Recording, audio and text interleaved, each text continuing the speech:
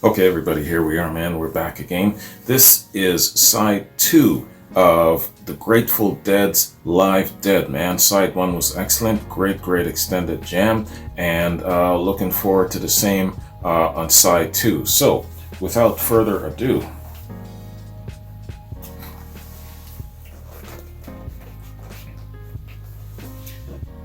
Grateful Dead, side 2. Let's get it.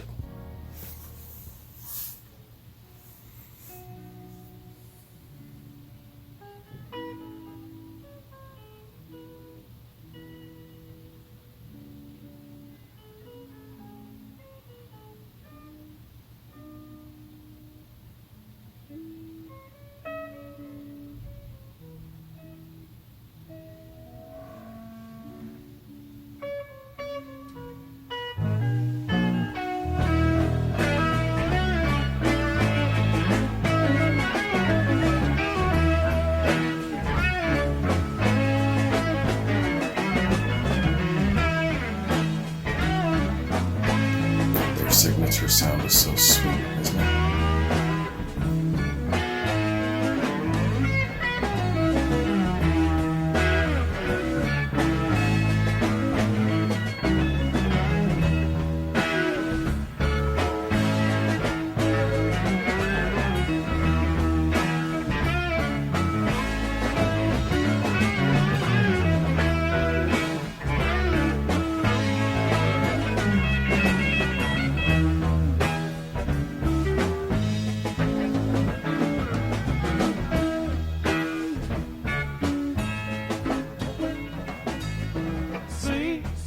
With the rose leaning out of the garden he goes, country garden in the wind and the rain. Wherever he goes, the people all complain.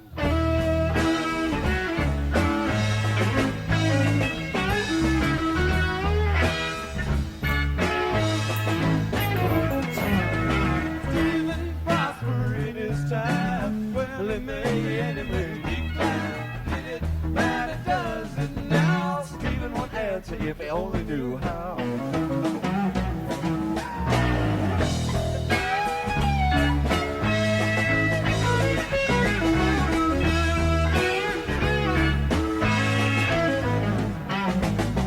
Wishing well with the golden bell, bucket headed clear to hell. When I'm dirty, smelling red, Stephen fill it up and lower down again.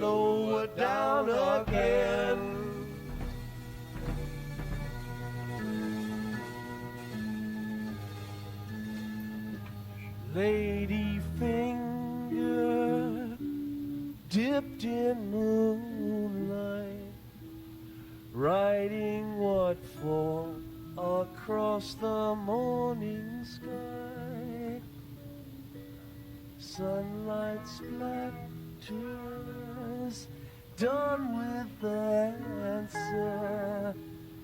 Darkness drugs and bids the day goodbye. Speeding arrow, sharp and narrow.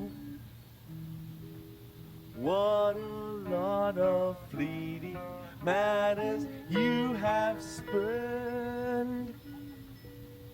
Several seasons with their treasons. Wrap the babe in scarlet covers on your eyes.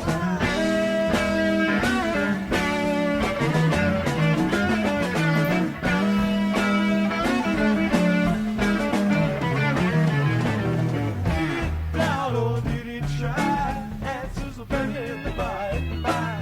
Talk about your plenty, talk about your ills. One man gathers what another man spills.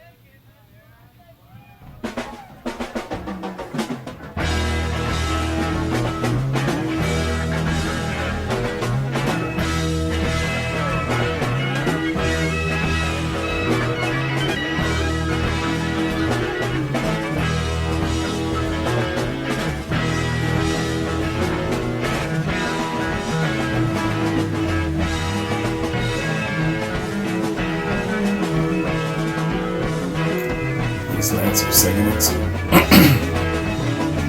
Serious parables, man. Just like the book of Proverbs.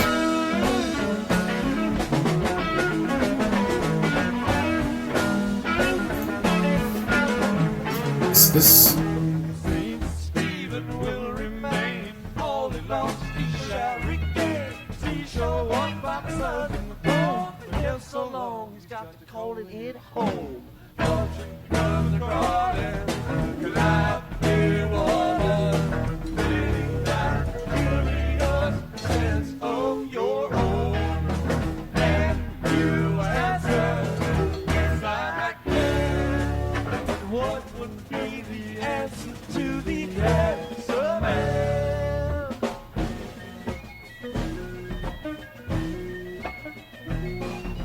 I've been chilly winds and windy vines and loops around the twining shafts of lavender they crawling to the sun. Wonder who will water all the children of the garden when they sigh about the barren lack of rain and troops so hungry neath the sky.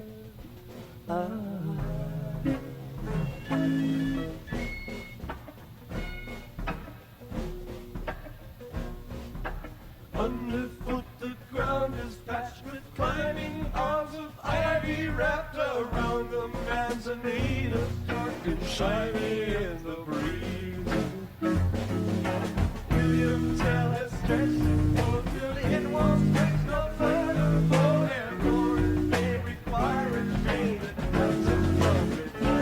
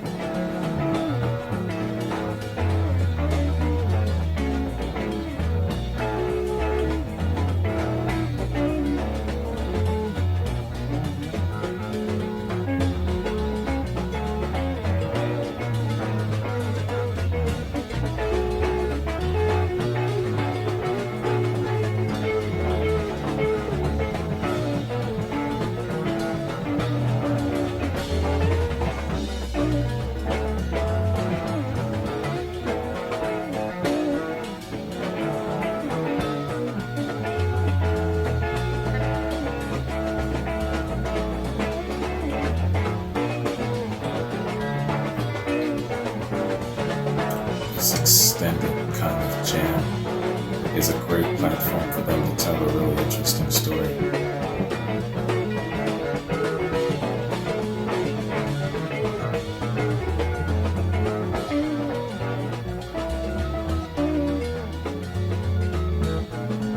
So are they actually saying about Saint Stephen of the Bible, or is it that Stephen guy in the 18th century that started the whole vegan lifestyle and carnivore lifestyle? Which Stephen are they singing about?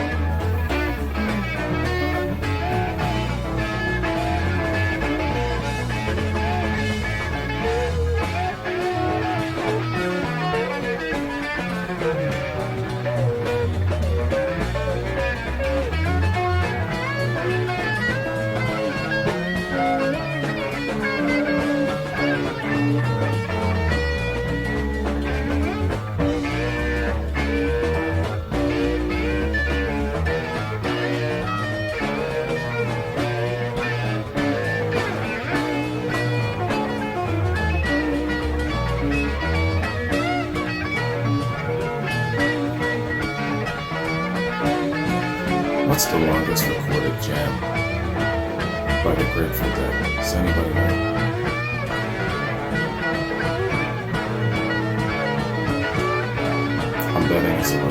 2-hour story.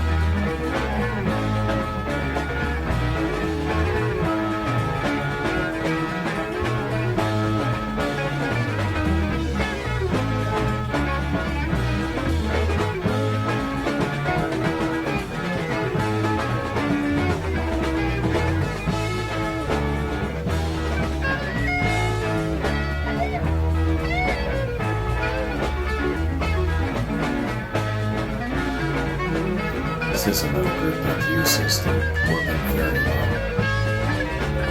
Maybe not in great spotlights and solos like Deep Purple, but the presence of it is definitely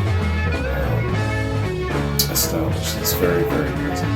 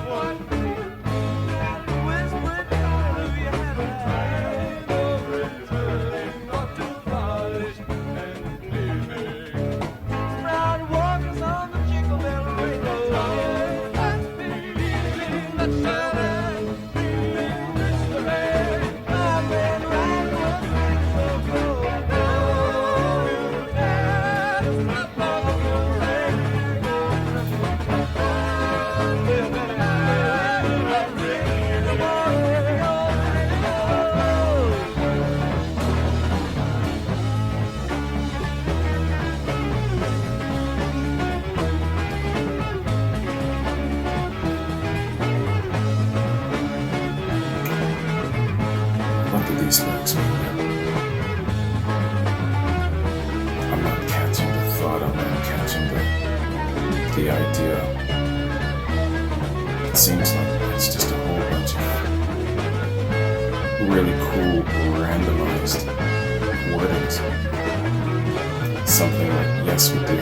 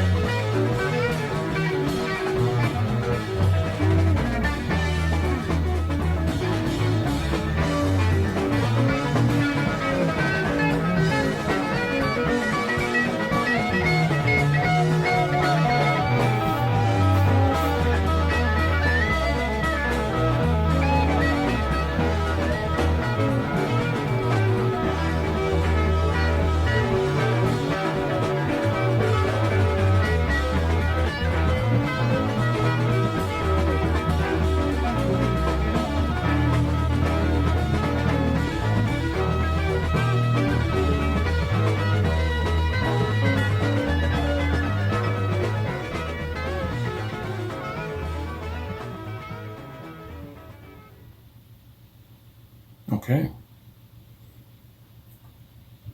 So that concludes side 2 of Live Dead, Grateful Dead.